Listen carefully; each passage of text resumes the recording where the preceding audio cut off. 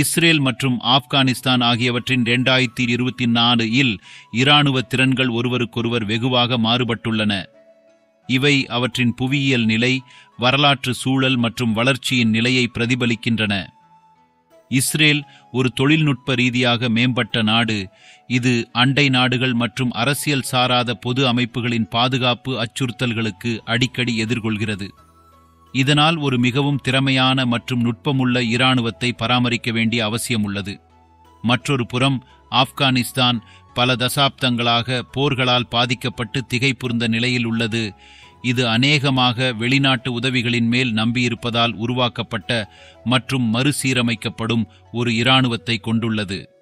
பாதுகாப்பு பட்ஜெட் மற்றும் இராணுவ செலவுகள் 2024 இல் இஸ்ரேலின் பாதுகாப்பு பட்ஜெட் மிகவும் அதிகமாக உள்ளது. இது சாத்தியமான எதிரிகளின் மேல் தொழில்நுட்ப முன்னுரிமையை பெறுவதற்கான உறுதியை காட்டுகிறது. நாடு தனது மொத்த உள்நாட்டு உற்பத்தியில் பெரும் பகுதியை பாதுகாப்பிற்கு பயன்படுத்துகிறது. இதில் மேம்பட்ட ஆயுதங்கள், நுண்ணறிவு திறன்கள் மற்றும் சைபர் போர் ஆகியவற்றில் முதலீடு செய்யப்படுகிறது. இஸ்ரேலின் இராணுவ செலவுகள் அமெரிக்காவிடமிருந்து கிடைக்கும் நிதியுதவியால் பாதுகாக்கப்படுகிறது.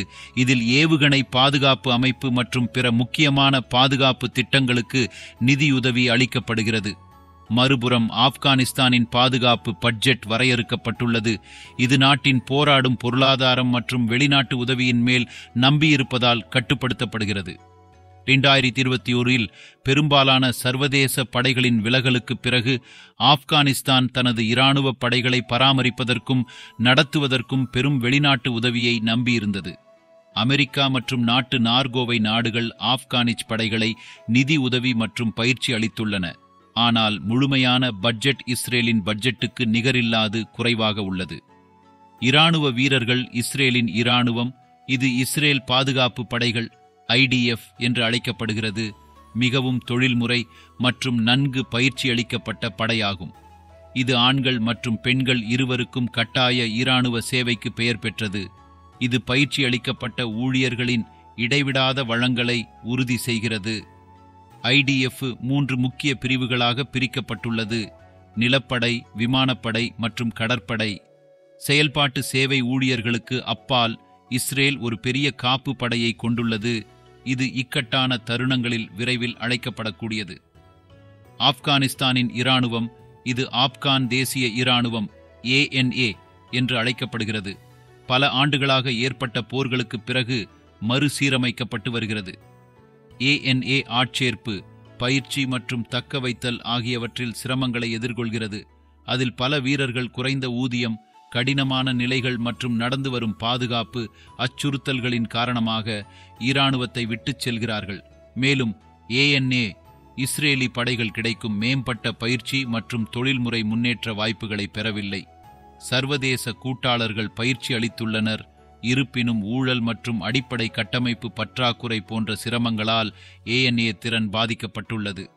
உபகரணங்கள் மற்றும் தொழில்நுட்ப திறன்கள் இஸ்ரேல் உலகின் மிகவும் மேம்பட்ட தொழில்நுட்ப ரீதியாக ஆயுதம் செய்யப்பட்ட படைகளில் ஒன்றாகும். IDF தற்போதைய ஆயுதங்களால் ஆயுதம் செய்யப்பட்டு உள்ளது.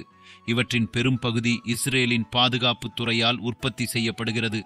இதில் மேம்பட்ட டாங்குகள், மெர்கவா, மிகவும் மேம்பட்ட போர் ஜெட் விமானங்கள், F-35 லைட்னிங் II மற்றும் நுட்பமான ஏவுகணை பாதுகாப்பு அமைப்புகள், இரும்பு குவியல், டேவிட் கயிறு மற்றும் அம்பு அமைப்பு அடங்கும். இஸ்ரேலின் மின்போர், சைபர் திறன்கள் மற்றும் நுண்ணறிவு சேகரிப்பில் முக்கியமான முன்னுரிமை உள்ளது. இது அதன் இராணுவ மூலப்பொருள் தருணங்களில் முக்கிய பங்கு வகிக்கின்றது. ஆப்கானிஸ்தானின் இராணுவ உபகரணங்கள் மற்றும் சோதனை தொடர்புடைய நிலை பழையது மற்றும் சர்வதேச அளவில் வழங்கப்பட்ட பழைய உபகரணங்களுக்கு நம்பியிருப்பது என்று கூறலாம். ஆப்கான் தேசிய இராணுவத்தில் ஆணிவேர் வாகனங்கள், ஹெலிகாப்டர்கள் மற்றும் நிதானமான விமானங்கள் குறைந்த அளவில் உள்ளன. இது பலவற்றில் இயக்கம் மற்றும் பராமரிப்பு சர்வதேச ஒப்பந்தக்காரர்களின் மேல் நம்பியிருப்பது இஸ்ரேலின் மற்றும் ஆப்கானிஸ்தானின் தொழில்நுட்ப பங்காற்றுக்கான மிகப்பெரிய இடைவெளி எளிதாக பார்க்கின்றன. இதில் ஆப்கானிஸ்தான் அடுத்தடுத்த நுட்பமிக்க அமைப்புகள் மற்றும் திறன்களை இழந்துள்ளது. இது இஸ்ரேலின் இராணுவத்திற்குரிய அடையாளமாகும். வான்வழி சக்தி இஸ்ரேலின் வான்வழி படை உலகின் மிகவும் சக்தி வாய்ந்த மற்றும் தொழில்நுட்ப ரீதியாக மேம்பட்ட வான்வழி படைகளில் ஒன்றாகும். இஸ்ரேல் விமானப்படைக்கு IAF மிக நவீன விமானங்களின் ஒரு சிறந்த குழு உள்ளது. இதில் F-35 லைட்டனிங் II அடங்கும். இது நாட்டிற்கு பகுதியிலாக வான்வழி உச்சக்கட்ட தன்மை வழங்குகிறது. IAF இன் துல்லியமான தாக்குதல் திறன்களும் குறிப்பிடத்தக்கது. இது பல போர்களில் பின்பற்றப்பட்டுள்ளன. முறைமையான வான்வழி நடவடிக்கைகளை நடத்துவதற்கான இஸ்ரேலின் திறன், வலுவான வான்வழி துறைகள், மேம்பட்ட ரேடார் அமைப்புகள் மற்றும் நன்கு பயிற்சியளிக்கப்பட்ட பைலட்டுகள் மூலம் ஆதரிக்கப்படுகிறது.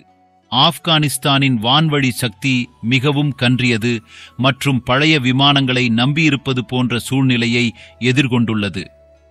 ஆப்கான் விமானப்படை AAF மேற்கத்திய கூட்டாளர்கள் வழங்கிய சில ஹெலிகாப்டர்கள் மற்றும் விமானங்களை கொண்டுள்ளது. ஆனால் இது நவீன போர் நடவடிக்கைகளை நடத்துவதற்கான திறனை குறைவாகவே பெற்றுள்ளது. ஏவுகணைகள், நிலை எய்தும் அமைப்புகள் மற்றும் பிற முக்கியமான சக்திகள் அங்கு இருக்கவில்லை. ஆப்கான் வான்வழி படையின் திறன்கள் இடைவெளி கொண்டுள்ளது. இது IDF உடன் ஒப்பிடும்போது பொருத்தமில்லாததை காட்டுகிறது. நுண்ணறிவு மற்றும் சைபர் போர் திறன்கள் இஸ்ரேலின் நுண்ணறிவு சேவைகள், மோசாட், சின்பெட் மற்றும் அமான் இராணுவ நுண்ணறிவு இயக்ககம் போன்றவை தேசிய பாதுகாப்பு மற்றும் இராணுவ நடவடிக்கைகளில் முக்கிய பங்கு வகிக்கின்றன. இஸ்ரேலின் நுண்ணறிவு அமைப்பு பல்வேறு ஆதாரங்களிலிருந்து தகவலை சேகரித்து பகுப்பாய்வு செய்யும் திறன் கொண்டது. இதனை பின்னர் அச்சுறுத்தல்களை முன்னறிவிக்கவும் அவற்றை எதிர்க்கவும் பயன்படுத்துகிறது. மேலும் இஸ்ரேல் உலகளாவிய சைபர் போர் தலைவராக உள்ளது. இதில் IDF இன் யூனிட் 8200 உலகின் மிகவும் நுட்பமான சைபர் அமைப்புகளில் ஒன்றாகும். இந்த திறன் இஸ்ரேலை சைபர் துறையில் பாதுகாப்பு மற்றும் தாக்குதல் ஆகிய இரண்டிலும் முக்கியமான முன்னேற்றத்தை வழங்குகிறது. ஆப்கானிஸ்தானின் நுண்ணறிவு திறன்கள் ஒப்பிடும்போது மிகவும் வரையறுக்கப்பட்டுள்ளது. தேசிய பாதுகாப்பு இயக்ககம் NDS ஆப்கானிஸ்தானின் முக்கிய நுண்ணறிவு நிறுவனமாகும். ஆனால் இது குறைந்த வணிகரங்கள், ஊழல் மற்றும் கிளர்ச்சித் தலைவர்களின் நடந்து வரும் அச்சுறுத்தல்கள் போன்ற சவால்களை எதிர்கொள்கிறது. சர்வதேச கூட்டாளர்கள் உதவியுடன் ஆப்கானிஸ்தான் தனது நுண்ணறிவு திறன்களில் சில முன்னேற்றங்களை அடைந்துள்ளது. ஆனால் தொழில்நுட்பம், நிபுணத்துவம் மற்றும் செயல்திறன் குறித்து இது இஸ்ரேலின் பின்னால் பெரிதும் உள்ளது. ஆப்கானிஸ்தானில் சைபர் போர் திறன்கள் மிகவும் குறைவாகவே உள்ளன. இதில் நாட்டிற்கு ஒரு வலுவான சைபர் பாதுகாப்பு அல்லது தாக்குதலை உருவாக்குவதற்கான அடிப்படை கட்டமைப்பு மற்றும் நிபுணத்துவம் இல்லை. அணு திறன்கள் இஸ்ரேல் மற்றும் ஆப்கானிஸ்தான் இராணுவ சக்திகளின் முக்கியமான மாறுபாடு இஸ்ரேல் அணு ஆயுதங்களை கொண்டிருப்பதாகும். இஸ்ரேல் அதன் அணு ஆயுதகளத்தை முறையாக உறுதிப்படுத்தவில்லை என்றாலும் அதை கணிசமான அளவில் அணு ஆயுதங்களை கொண்டதாக கருதப்படுகிறது. இதனால் அது உலகில் சில அணு ஆயுத நாடுகளில் ஒன்றாக இருக்கிறது. இந்த திறன் இஸ்ரேலுக்கு ஒரு மூலப்பொருள் தடுப்பு தருகிறது. இது பகுதியில் சக்தி சமநிலையை மாற்றுகிறது.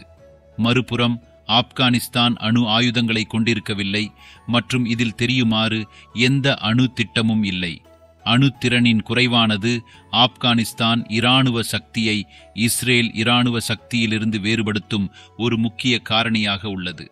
ஆப்கானிஸ்தானின் இராணுவம் பயங்கரவாத எதிர்ப்பு நடவடிக்கைகள் மற்றும் உட்புற அச்சுறுத்தல்களிலிருந்து பாதுகாப்பை பெறுவதில் மையமாக இருக்கிறது.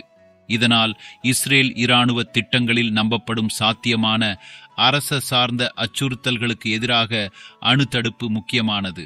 முடிவு 2024 இஸ்ரேல் மற்றும் ஆப்கானிஸ்தான் இராணுவ சக்தி இரண்டு நாடுகளின் முன்னிலையில் உள்ள வெகுவாக மாறுபட்ட நிதிகளை காட்டுகின்றது.